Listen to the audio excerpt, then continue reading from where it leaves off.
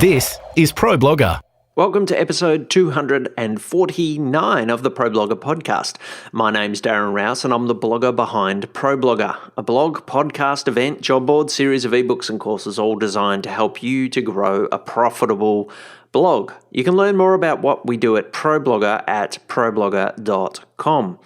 Now, in today's episode, I want to talk about schedules and deadlines. I want to talk about keeping your content coming out on a regular basis and if having a schedule or a deadline or an editorial calendar is actually a good thing or not. Because this week I had a question come in from someone who is really struggling with having a deadline. They're actually finding the deadline may be actually holding them back in some way. And so I want to give some advice around that, particularly for those of you who do struggle with deadlines. I know some of you love a deadline, others of you struggle with deadlines. So we're going to explore that a little bit today. You can learn more about today's show and get a full transcript of it and comment on today's show in our show notes at problogger.com/podcast/249. Creating great content, finding an audience, building engagement, monetizing your blog. This is ProBlogger. So this week I had a question that came in from Betty, and it actually really coincides with another thread that I saw on Reddit this week as well and left a comment for. And so hearing the same question twice made me think there's probably other people who struggle with this as well. And so I want to read Betty's question. It does come around this idea of scheduling content, editorial calendars, deadlines, and then I'll get into some advice for her and for the rest of us who do struggle with as well. So this is what Betty asked. She said, I see a lot of advice about the importance of having a content schedule or an editorial calendar which nominates the frequency that you'll publish at. I tried a daily schedule, then a twice weekly schedule, and more recently a weekly schedule. But what happens when your schedule doesn't allow you to produce your best content? What if you can't come up with something good enough to publish within the time of the schedule? I recently decided to scrap having a schedule at all as it seems to be limiting me. I told my readers I won't be publishing any more unless I have something good enough to publish. But I wonder if I'm doing the right thing. Or am I overthinking and over-worrying this whole thing? Will my readers really care? Do they pay that much attention to what I do anyway? So great question, Betty, and it is something that I've heard a number of times this week, and I know people do struggle with this as well. You're right, the common advice does seem to be that you should be publishing on a regular basis. This is what's something that I've taught in the past, and I've talked about the benefits of publishing regularly, it benefiting you as a writer to get into the flow of writing content. It benefits your readers because your readers begin to expect content coming out at certain times. So there's definitely some benefits of having a schedule, but what happens if the schedule seems to be limiting you? Sometimes the pressure of the schedule can actually seem to inhibit some certain types of people. And so I want to talk a little bit about that today. Now, there's certainly no rules here about having to publish at certain times, but as I look back over the last 16 years of my blogging, I guess I've learned a few things, and so I want to kind of share them, and I hope that somewhere in the midst of my rambling advice today will be the answer for you, Betty, and for others.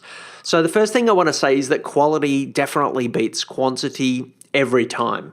Ultimately, your blog's only going to attract regular readers. It's only going to attract word of mouth sharing of what you do from one person to another if the quality is of a high level. And if your quality is suffering because you're trying to pump out too much content, then it's going to really hurt the potential growth and the sustained growth of your blog and the brand of your blog as well.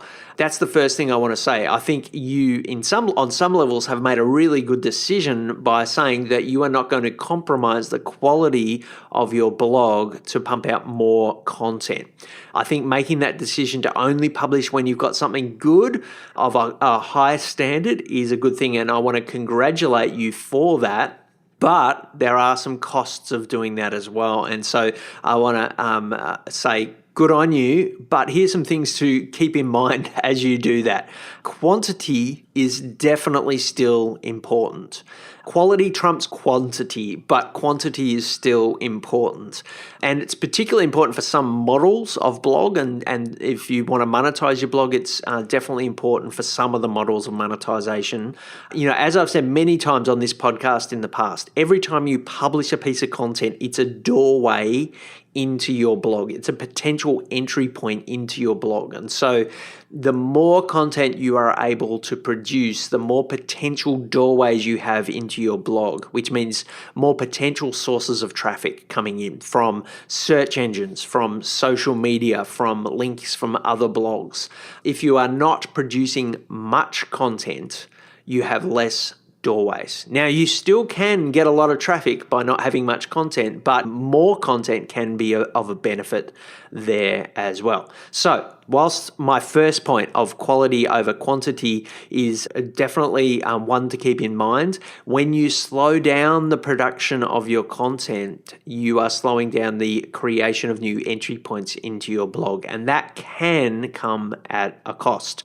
I spoke with one blogger last week who was grappling with this very thing. They felt like everything that they wanted to say on their blog had already been said before, either by themselves or someone else. And they began to doubt every time they came up with a topic to write about, that it was, they would doubt that it was a good enough thing. And when they were writing, they were second guessing themselves. They were beginning to say, is this good enough? Is this standing out from what other people are saying? Is this standing out from what I've already said before? And so they had this doubt that loomed over every piece of content that they created. And they got to a point where, in some ways, perfectionism had actually stopped them from creating great quality content because of this doubt that just sort of hung over everything. And they got to the point where they realized they weren't producing anything. Their content production slowed down so much that they almost didn't ever produce anything at all. And when they did, they still doubted the quality of that. So in effect, what they did is they stopped creating new doorways into their blog, which limited the chance of them being on the end of search engine, search results, social media shares, links from other blogs, which in terms of building traffic to your blog isn't a great strategy. So quality does trump quantity, but if you don't produce any content, then you're really limiting yourself, particularly if you have a model on your blog, a monetization model that relies heavily upon lots of traffic. And I'm particularly thinking if you're trying to monetize with advertising, particularly ad networks, which do rely on a lot of traffic. So if you're monetizing with AdSense, the more traffic, the more page views, the better in that case. And so you do need to produce a lot of content. And the blogs that I know that are making a full-time kind of level of income using AdSense are generating lots of content, daily content, multiple pieces of content per day.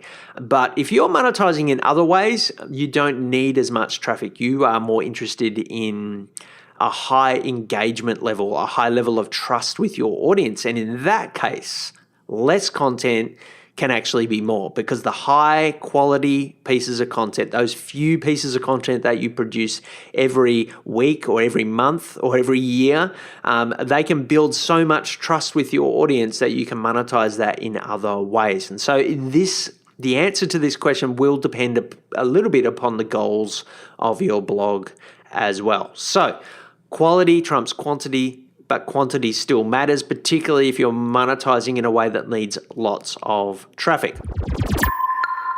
You're listening to Pro Blogger. So I want to just shift gears a little bit now and talk a little bit about the idea of schedules and deadlines, and, just exploring a little bit, do deadlines help or hinder? And I think the answer is yes to that. They do help and they do hinder.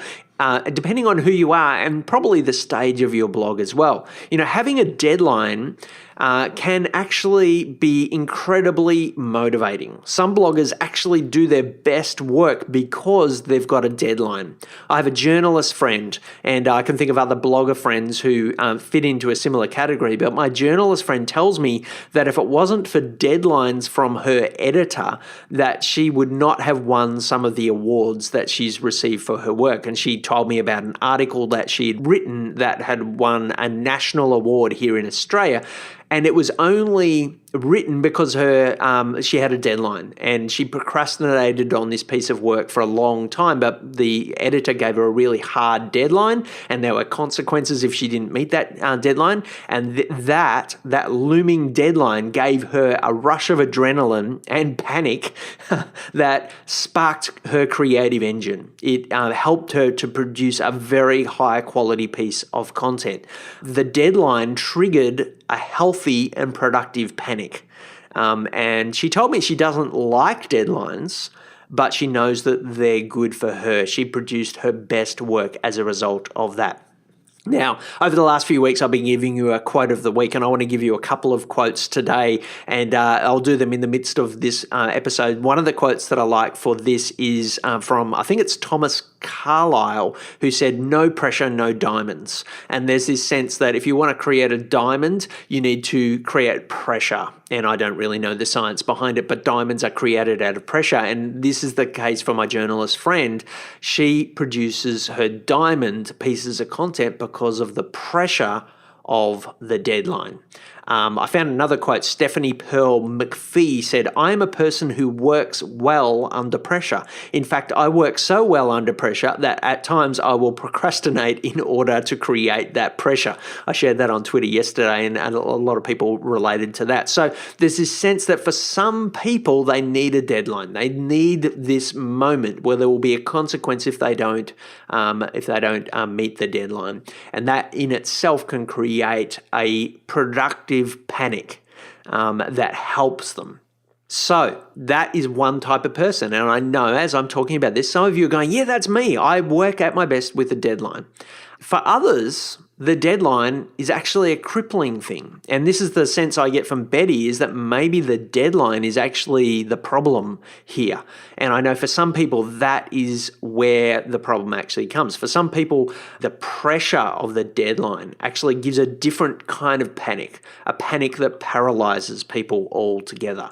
It becomes a destructive thing. You know, the panic clouds their mind and can stifle their creativity. And I know as I'm talking about this, some of you are feeling that way as well. Some of you are going, deadlines it is destructive for me to have that deadline. So one of the things I guess I want to say is, as I'm talking about deadlines, I want you to ponder which one of those two types of people are you. Because if you are that second type of person, maybe a deadline, maybe an editorial calendar, maybe a schedule isn't the right thing for you. Creating great content and building your audience. This is ProBlogger. Now, I want to also say that there's probably a third group of people as well. And that group of people is probably one who can relate to both. And that's me. I can actually relate to both of those reactions to deadlines.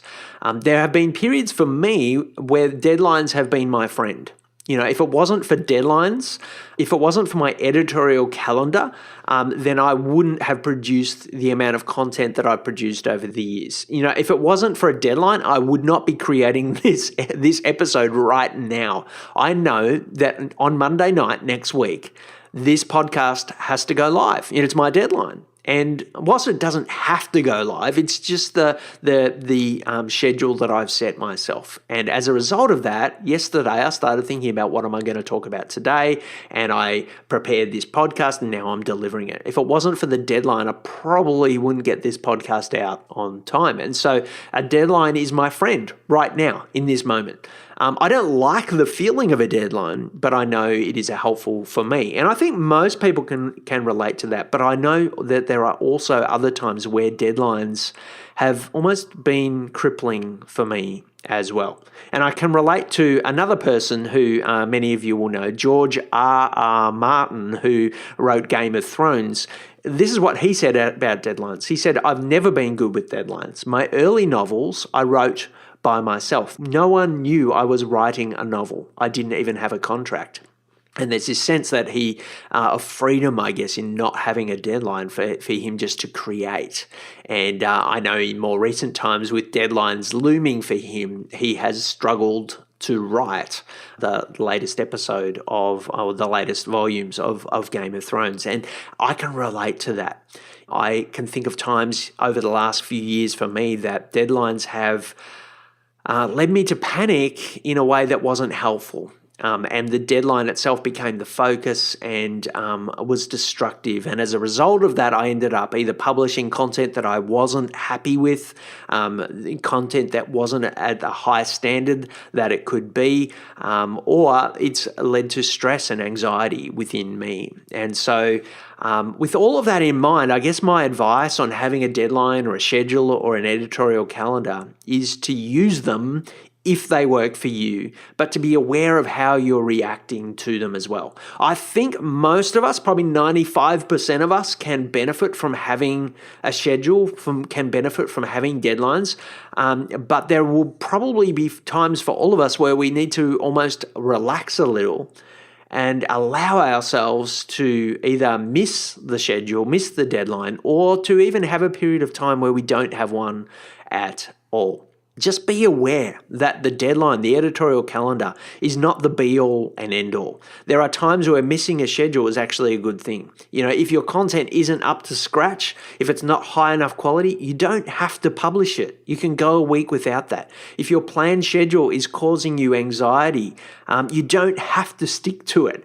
If it's actually causing you stress that's coming out in different areas of your life, in your family life, in your relationships, in the other work that you do, it's okay to pull back a little bit. It's totally okay to change your schedule and find a new rhythm over the period of your blog as well. And, you know, I've talked about how on ProBlogger we've changed our publishing schedule many times over the years. And sometimes we've communicated that to our audience and sometimes we haven't. It's totally okay to stop publishing new content for a period of time and to focus upon other parts of your blog, or just have a complete break as well. There are no rules, and I think we need to be kind to ourselves. We need to lighten up a little bit sometimes because we create these expectations, we create these schedules, which we create our schedule for good reasons, but when it actually begins to hurt more than it's good, that's when we need to reassess those things. I want to also just pick up on Betty's question there about, does anyone even pay that much attention to what we do anyway? And I like that question. I like Betty actually saying that because I suspect as bloggers, we think about our audience, their reaction to us way more than they do. And I've said this before on the podcast as well. Most of your audience doesn't even notice the times that you publish content are varying from week to week. I know on ProBlogger, for example, there is a small percentage of you who know exactly when we publish content. You know that we publish content on the podcast on Mondays. I've talked about that. I've told you that's when we do it. And I know some of you know that we send our emails on Thursdays or Friday, depending on where you are in the world. Some of you have noticed that, but I suspect it's probably 1%. 1% of our audience really knows when we are late with a message or when we miss a piece of content. But the vast majority of our audience has no idea. It doesn't impact their life at all. And so, again, take a little bit of pressure off yourself. It's good to have the editorial calendar. It's good because it helps you, if it helps you, to create content on a regular basis. And some of your audience, it's good for them as well. But most people, it doesn't really matter that much. And I guess the other factor is even those people who do notice that you've missed a post, so what? Nobody's paying for your content. It's not like you're a newspaper where people are paying for a subscription. And if you miss a piece of content, that free content that you write for them, it doesn't really matter in the scheme of life as well. How to build and monetize your blog. This is ProBlogger. The last thing I want to say is another way, a reframing of thinking about these schedules or these editorial calendars. Sometimes a different way of thinking about it is to think about your schedule or your editorial calendar not as something that is a must, but more as something that is a goal, something to aim for. And this is something I would say to Betty, is I'd encourage you to not completely abandon the schedule, but maybe to set yourself an internal goal. You have told your audience you are not going to publish to a schedule, and maybe they were expecting you to publish at certain times. You don't need to tell people what your internal goal is. Your internal goal may be, I need to publish a piece of content once a month. And it doesn't matter what day of the month. It doesn't matter, it doesn't have to be the first Tuesday of every month or every Friday afternoon, but you can still have that expectation within yourself that you aim for. And so one of the things I would encourage you to think about is just to keep that content ticking over, to have some kind of a goal in mind. It doesn't have to be a public goal. It doesn't have to be that you announce to your audience that you will publish on certain times, but have an internal goal, because I do worry slightly that if you have no schedule, if you have no expectation, if you have no goal, that maybe your content creation may slow down completely. And so maybe that's a halfway point of having some sort of an internal goal that's not public. The last thing I want to say is that maybe there's some other kinds of content that you can add into your mix that take a little bit of pressure off you creating content. Now, I don't know what Betty's blog is. I don't know the kind of content that she's struggling to create at this schedule, but I suspect it's written content, original ideas, maybe some teaching content, these types of content that, do take some energy, do take a fair bit of thought and time to create. The other thing that may be worth adding into the schedule of content that you create is content that is a little bit less pressure to create, maybe some easier content to create.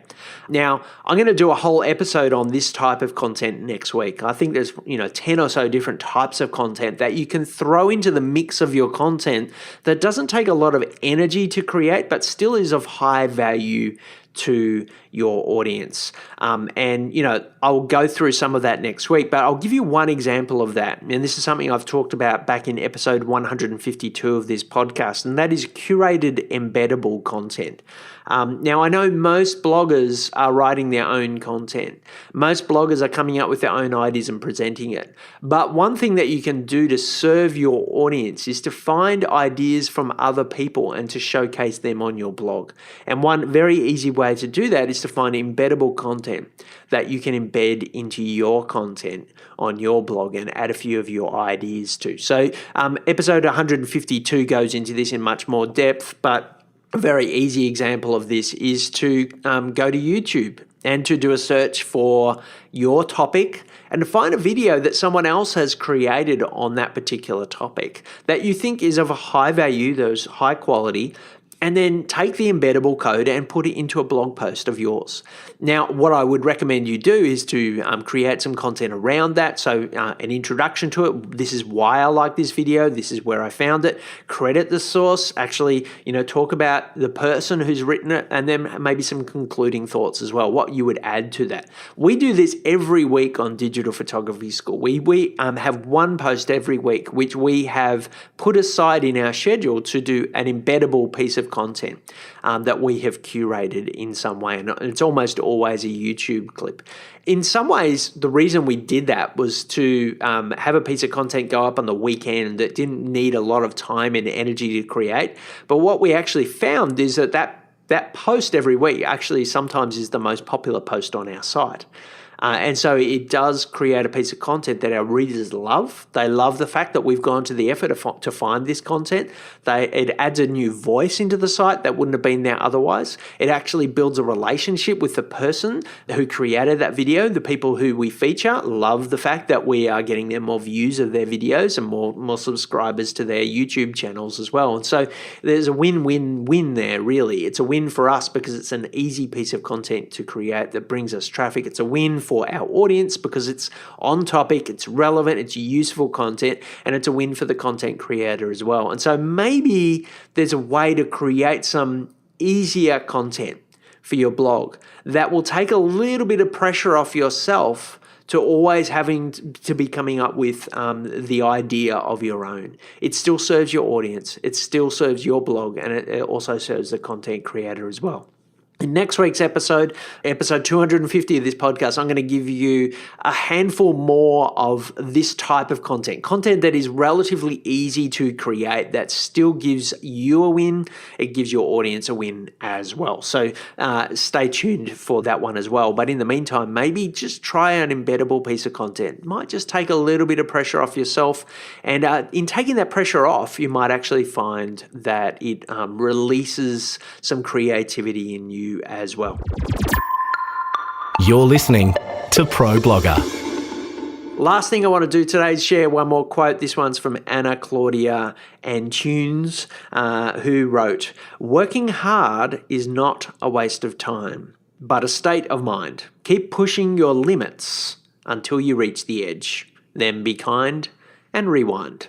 I like that idea. I do think, there's benefit in having editorial calendars for your blog and having deadlines. It pushes you to work. So harness them, but don't harness them if they're not working for you. So push yourself hard. A great blog is built upon lots of hard work, but you also need times of rest. And so you need to be in tune with where you're at this time for you, and I guess be in tune with where you're at enough that you're able to take the foot off the pedal and be kind to yourself as well. You're doing a great job with your blog. I know you are. You wouldn't be listening to this podcast if you weren't eager to improve your blog. And so there's lots of signs, even by the fact that you're listening to this, that you are working hard on your blog. But just remember to be kind to yourself as well, and you'll be able to sustain this for much longer.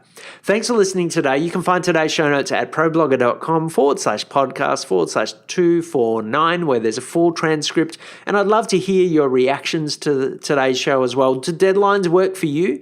Are you the type of person who loves them, who works well to deadlines? Maybe you even need to add in more deadlines if you're the type of person who does well with deadlines, or are you the type of person who struggles with deadlines? I suspect we're in the minority, those of us who struggle with deadlines, but I know that for a fact that there are people who probably don't work well to deadlines and maybe need to eliminate them or use them more as an internal thing than a public thing. Love to hear your opinions on that, and look forward to chatting with you next week in episode 250. Can't believe we're at 250 already, and we'll talk about some of these types of content that can take a little bit of pressure off you. Hope you're doing okay. Hope you're having a great week, and look forward to chatting with you next week. You've been listening to Pro Blogger. If you'd like to comment on any of today's topics or subscribe to the series, find us at problogger.com/podcast. Tweet us at ProBlogger. Find us at facebook.com/ProBlogger or search Pro Blogger on iTunes. This episode of the Pro Blogger podcast was edited by the team at Podcast Motor, who offer a great range of services, including helping you to set up and launch your podcast, as well as ongoing editing and production of the podcast that you produce. You can check them out at podcastmotor.com.